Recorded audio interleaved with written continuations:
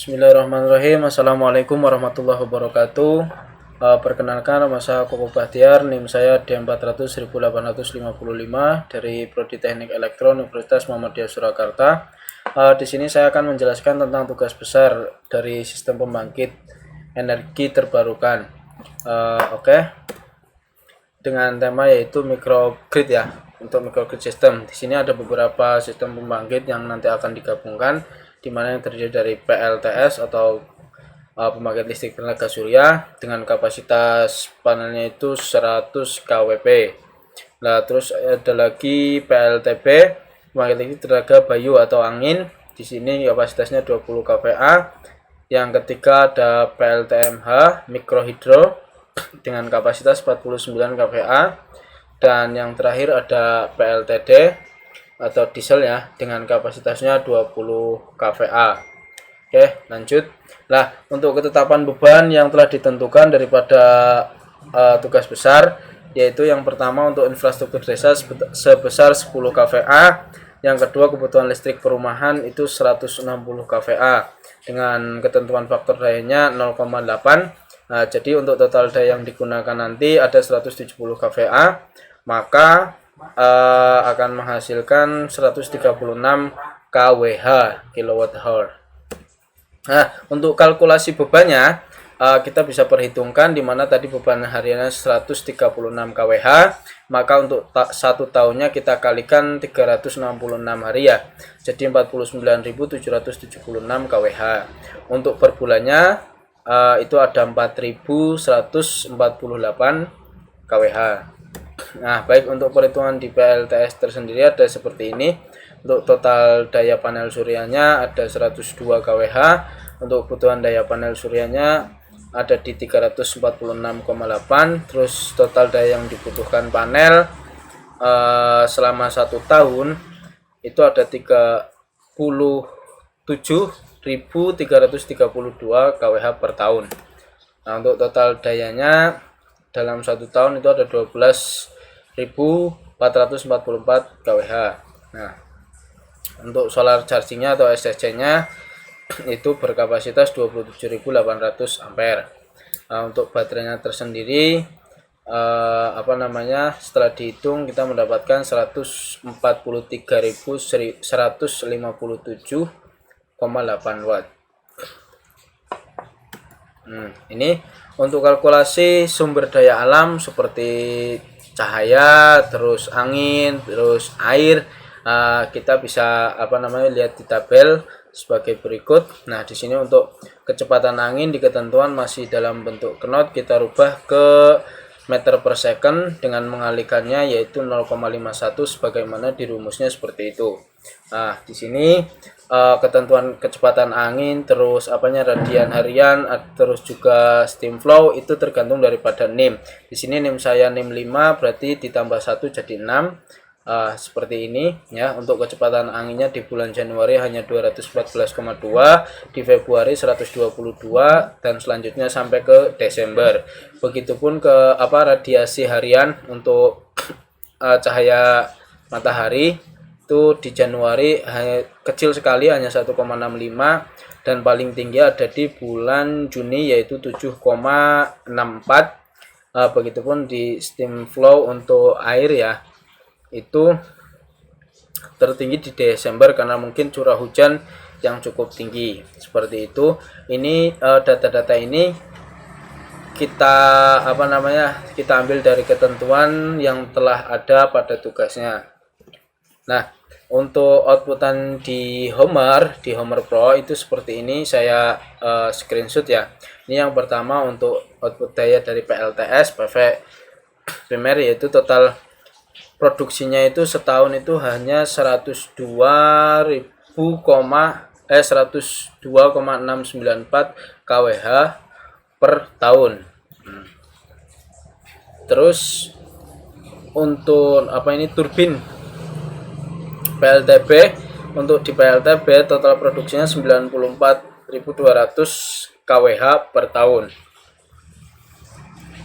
Nah, ini untuk output dari PLTMH, total produksinya di sini 24.551 kWh per tahun per year. Nah, seperti itu. Untuk PLTD di diesel hasilnya seperti ini, dimana di sini ada minimum electrical outputnya 4 kW, terus maksimumnya ada di 16 kW seperti itu. Nah, electrical produksinya di 17.062 kWh per tahun seperti itu.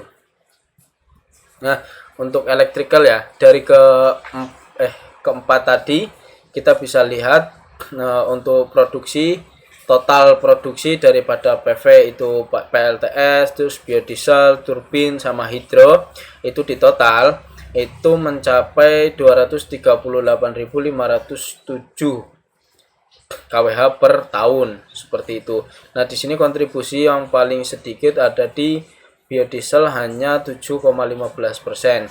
Nah, untuk yang tertinggi ada di PLTS ya 43,1% seperti itu.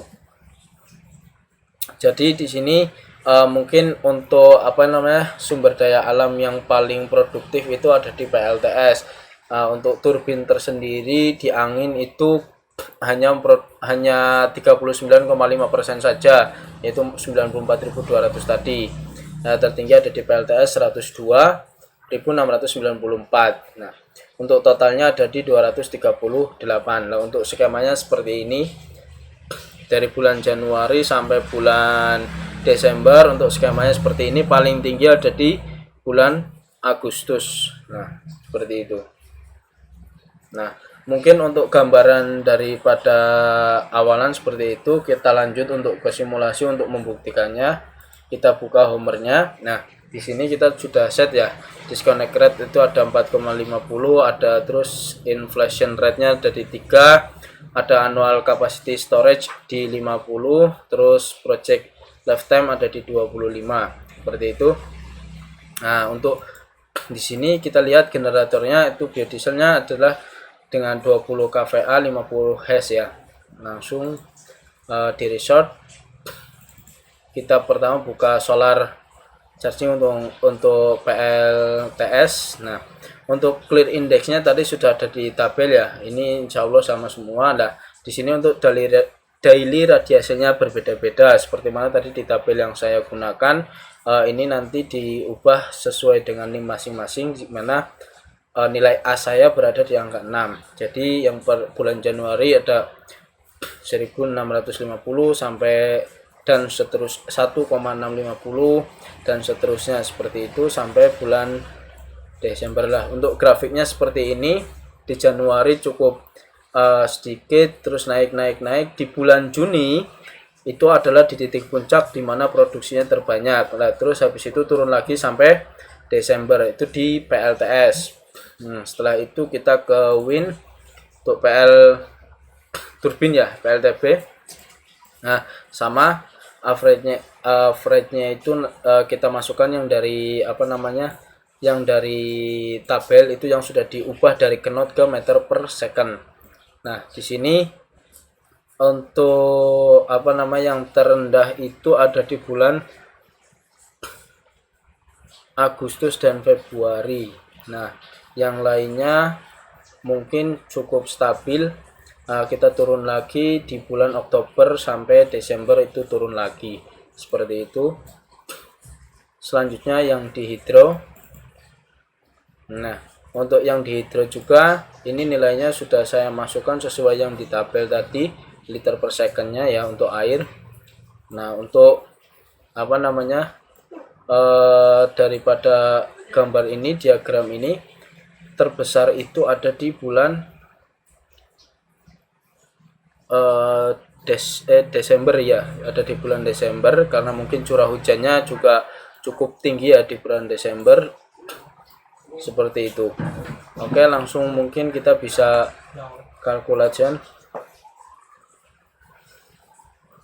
Nah,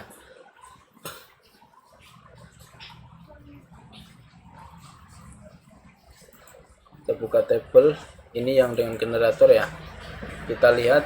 Nah, seperti ini kita buka untuk yang tadi ya, kapasitas daripada produksi panel surya seperti ini 102, sekian. Untuk yang turbin 94.200.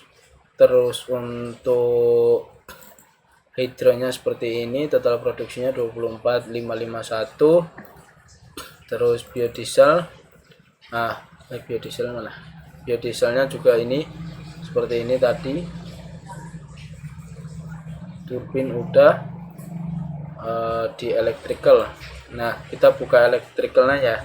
Ini tadi totalnya seperti ini dengan dengan beban tadi yang sudah dari ketentuan. Ini ada baterai.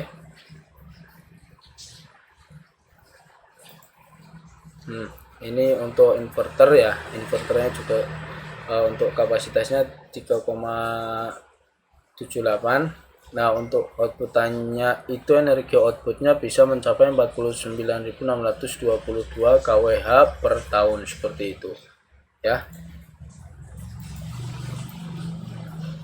Mungkin cukup itu yang bisa saya sampaikan. Kurang lebihnya mohon maaf apabila banyak kesalahan dan kekurangan. Sekian dari saya. Assalamualaikum warahmatullahi wabarakatuh.